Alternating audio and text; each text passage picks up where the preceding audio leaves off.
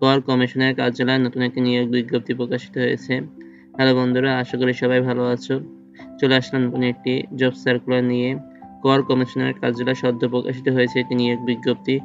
এটি ভ্যাক্স অথবা ট্যাক্স কার্যালয় নামেও পরিচিত। তো মূল ভিডিও শুরু করার আগে যারা এখন আমার চ্যানেলটি সাবস্ক্রাইব করেনি তারা সাবস্ক্রাইব করে বেল বাটনে ক্লিক করে রাখো পরবর্তী ভিডিওটি দেখার জন্য। তো আজকে আমরা দেখব এখানে কবে আবেদন শুরু হয়, কবে আবেদন শেষ হবে, আবেদন প্রক্রিয়া।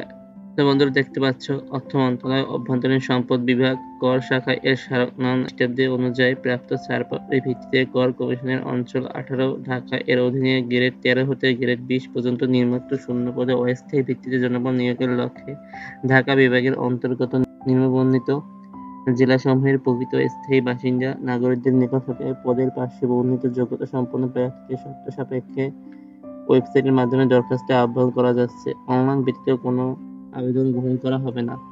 তো বন্ধুরা, এখানে আপনি এসএসসি এবং অনার্স পাশে আবেদন করতে পারবেন এবং এখানে ছেলে ও মেয়ে উভয়ই আবেদন করতে পারবেন। তো চলুন দেখে নিই কি কি পদ রয়েছে এখানে। প্রথমে রয়েছে কম্পিউটার অপারেটর। এখানে পদের সংখ্যা 3টি। কোনো স্বীকৃত বিশ্ববিদ্যালয় হতে বিজ্ঞান বিভাগ স্নাতক সম্মান ডিগ্রি, কম্পিউটার অক্ষরে প্রতি মিনিটে বাংলায় 25 এবং ইংরেজিতে 30 শব্দের গতি থাকতে হবে এবং স্ট্যান্ডার্ড অ্যাপটিটিউড টেস্টে উত্তীর্ণ হতে হবে। এরপর রয়েছে প্রধান সহকারী স্কেল 11,000 থেকে 26,590, গ্রেড 13। এখানে পদের সংখ্যা 18টি।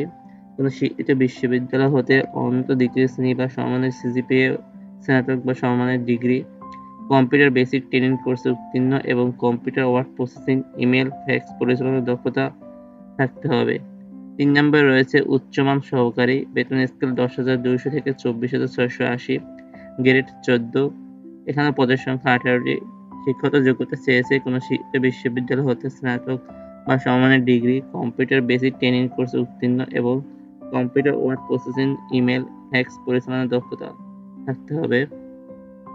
এরপর রয়েছে মুদ্রাক্ষরিত কাম কম্পিউটার অপারেটর, এটির গ্রেড 14, বেতন স্কেল 10,200 থেকে 24,680। এখানে পদের সংখ্যা 21টি। শিক্ষাগত যোগ্যতা চেয়েছে কোনো স্বীকৃত বিশ্ববিদ্যালয় হতে অনন্ত দ্বিতীয় শ্রেণী বা সমমানের সিজিপিএ, স্নাতক বা সমমানের ডিগ্রি, কম্পিউটার ব্যবহারের দক্ষতা, computer word processing, email, fax machine ইত্যাদি চালানোর দক্ষতা অভিজ্ঞতা থাকতে হবে। লিপি লিখনে ইংরেজিতে সর্বনিম্ন গতি প্রতি মিনিটে 70 এবং বাংলা সর্বনিম্ন গতি প্রতি মিনিটে 45 এবং কম্পিউটার অক্ষরে ইংরেজিতে সর্বনিম্ন গতি 30 এবং বাংলায় 25। 5 নম্বরে আছে অফিস সহকারী কাম কম্পিউটার অক্ষরে, বেতন স্কেল 9,300 থেকে 22,490, গ্রেড 16। এখানে পদের সংখ্যা রয়েছে 23টি। শিক্ষাগত যোগ্যতা চেয়েছে কোনো স্বীকৃত বোর্ড হতে অন্য দ্বিতীয় বা সমমানের সিজিপিএ, উচ্চমানের সার্টিফিকেট বা সমমানের পরীক্ষা উত্তীর্ণ, কম্পিউটার ব্যবহার দক্ষতা, computer word processing, email, fax machine ইত্যাদি চালানোর দক্ষতা এবং অভিজ্ঞতা থাকতে হবে। কম্পিউটার অক্ষরে ইংরেজিতে সর্বনিম্ন গতি 20 এবং বাংলায় 20 থাকতে হবে। তো 1 থেকে 5 নাম্বার পদে যে রয়েছে, 1 থেকে 5 নাম্বার পদে যারা আবেদন করতে আগ্রহী তারা শুধুমাত্র ঢাকার বিভাগে সকল জেলার প্রার্থীরা আবেদন করতে পারবেন 1 থেকে 5 নাম্বার পদের জন্য। এবং 6 নম্বরে রয়েছে অফিস সহায়ক, বেতন স্কেল 8,250 থেকে 20,010 টাকা এবং গ্রেড 20। এখানে পদের সংখ্যা 22টি। শিক্ষাগত যোগ্যতা চেয়েছে কোনো মাধ্যমিক স্কুল সার্টিফিকেট বা সামান্য পরীক্ষায় উত্তীর্ণ। এখানে যারা আবেদন করতে পারবে ঢাকা, গাজীপুর, মুন্সিগঞ্জ, নারায়ণগঞ্জ, নরসিংদী, ফরিদপুর, গোপালগঞ্জ, মাদারীপুর, রাজবাড়ী, কিশোরগঞ্জ, টাঙ্গাইল জেলার প্রার্থীগণ আবেদন করতে পারবে। তবে ঢাকা বিভাগের সকল জেলার এতিম ও শারীরিক প্রতিবন্ধী প্রার্থীগণ আবেদন করতে পারবেন। বয়সের কথা বলা হয়েছে 1/5/2024 তারিখে প্রার্থীর বয়স 18 থেকে 30 বছর এবং বীর মুক্তিযোদ্ধা, শহীদ মুক্তিযোদ্ধা, কন্যা ও শারীরিক প্রতিবন্ধী বয়স 18 থেকে 32 বছর। বয়স প্রমাণের ক্ষেত্রে এফিডেভিট গ্রহণযোগ্য হবে না। আবেদনটি অনলাইনের মাধ্যমে আবেদন করার জন্য এই ওয়েবসাইটে আসতে হবে। ওয়েবসাইটের লিঙ্কটি আমি আমার ভিডিও ডেসক্রিপশন দিয়ে দেবো। আবেদনটি শুরু হবে 9 মে 2024 থেকে এবং আবেদনের শেষ ডেট 23 মে 2024 তারিখ পর্যন্ত। আবেদন করতে আপনার প্রয়োজন হবে 300x300 পিক্সেলের একটি পাসপোর্ট সাইজের রঙিন সদ্য তোলা ছবি, ব্যাকগ্রাউন্ড সাদা এবং 300x80 পিক্সেলের একটি স্বাক্ষর। এসএমএস এ প্রেরণের নিয়মাবলী ও পরীক্ষার প্রধান। অনলাইনে আবেদনপত্র বা অ্যাপ্লিকেশন ফর্ম যথাযথভাবে পূরণ করে নির্দিষ্ট মতো ছবি, স্বাক্ষর আপলোড করে আবেদনপত্র সাবমিট করতে হবে। আবেদনপত্র সাবমিট করার প্রত্যেক প্রার্থী একটি ইউজার আইডি পাবে। এই ইউজার আইডির মধ্যে দিয়ে এই ইউজার আইডির মাধ্যমে আপনাকে আবেদন ফি প্রেরণ করতে হবে। আবেদন ফি প্রেরণ করার জন্য 1 থেকে 5 নম্বর পদের জন্য 200 টাকা এবং টেলিটক সার্ভিস চার্জ 23 টাকা অর্থাৎ 223 টাকা দিতে হবে 1 থেকে 5 নম্বর পদের জন্য এবং 2টি SMS এর মাধ্যমে আবেদন ফিটি প্রদান করা যাবে। পরবর্তী 6 নম্বর পদের জন্য 100 টাকা এবং 12 টাকা টেলিটক চার্জ ফি অর্থাৎ 112 টাকা পূরণ করতে হবে। এখানে SMS পদ্ধতি দেখানো হয়েছে, আপনি দেখে নেবেন ভালোভাবে। তো এই ছিল মূলত বিস্তারিত সার্কুলারটি। এখন আমরা দেখে নিই কিভাবে আবেদন করতে হবে। চলুন চলে যাই আমরা ওয়েবসাইটটিতে। এটি হচ্ছে ওয়েবসাইটের লিঙ্কটি আমি আমার ভিডিও ডেসক্রিপশনে দিয়ে দেবো। এখানে আসার পরে নিচে দেখতে পাচ্ছেন যে অ্যাপ্লিকেশন ফর্ম নামে একটি অপশন রয়েছে, এটা আমরা ক্লিক করব। এখান থেকে আপনি যে পদে আবেদন করতে ইচ্ছুক বা আগ্রহী সে পদটি আপনি এখানে সিলেক্ট করে দিবেন। আমি সাপোজ খামারি পদের জন্য কম্পিউটার অপারেটর পদটি সিলেক্ট করছি।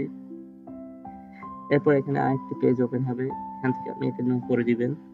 দেখতে পাচ্ছেন যে আমাদের মাঝে ফর্মটি ওপেন হয়ে গিয়েছে। এখন আমাদের দেখে শুনে এই ফর্মটি পূরণ করতে হবে। প্রথমে রয়েছে অ্যাপ্লিক্যান্ট নেমটি ইংরেজিতে লিখতে হবে বড় হাতের। উপরে দেখতে পাচ্ছেন যে আপনি যে পদে আবেদন করছেন সেই পদটি শো করছে।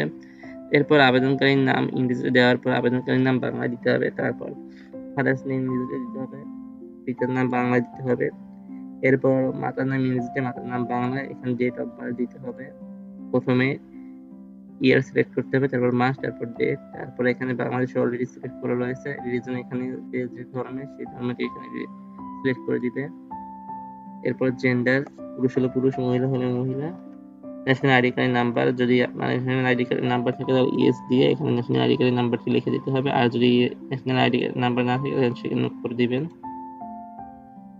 এরপর রেজিস্ট্রেশন নাম্বার দিবেন, যদি এনআইডি কার্ডের নাম্বার দেন তাহলে রেজিস্ট্রেশন নাম্বারের দরকার নেই। পাসপোর্ট আইডি দেওয়ার দরকার নেই, যদি থাকে দিতে পারেন। মেরিটাল স্ট্যাটাস, এখানে যদি আপনি সিঙ্গেল ম্যারেজ হয় ম্যারেজ সিলেক্ট করে দেবেন, বা ডিভোর্স দিয়ে দেবেন। এরপর এখানে মোবাইল নাম্বার দিতে হবে, একটি সচল স্বকীয় মোবাইল নাম্বার দিতে হবে এবং পরবর্তী ঘরে সেই মোবাইল নাম্বারটি আবার দিতে হবে।